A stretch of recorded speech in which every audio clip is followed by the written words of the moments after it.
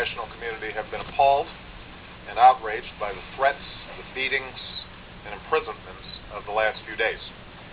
I strongly condemn these unjust actions, and I join with the American people in mourning each and every innocent life that is lost.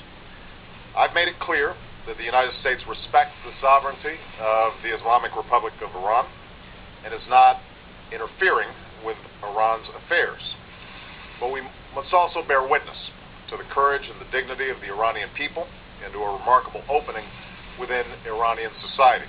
And we deplore the violence against innocent civilians anywhere that it takes place. The Iranian people are trying to have a debate about their future. Some in Iran, some in the Iranian government in particular, are trying to avoid that debate by accusing the United States and others in the West of instigating protests over the election. These accusations are patently false. They're an obvious attempt to distract people from what is truly taking place within Iran's borders.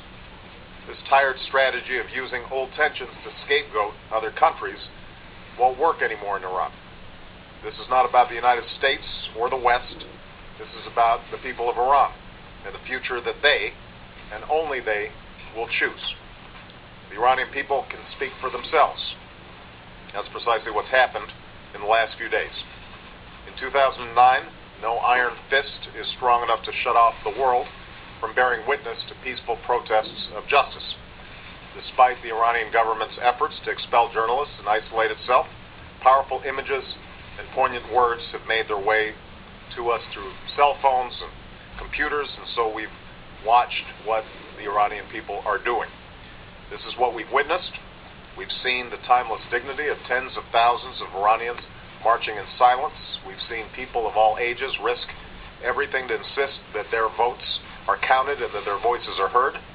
Above all, we've seen courageous women stand up to the brutality and threats, and we've experienced the searing image of a woman bleeding to death on the streets. While this loss is raw and extraordinarily painful, we also know this: those who stand up for justice are always on the right side of history. As I said in Cairo, suppressing ideas never succeeds in making them go away.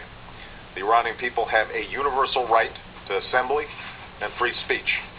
If the Iranian government seeks the respect of the international community, it must respect those rights and heed the will of its own people. It must govern through consent and not coercion. That's what Iran's own people are calling for, and the Iranian people will ultimately judge the actions of their own government.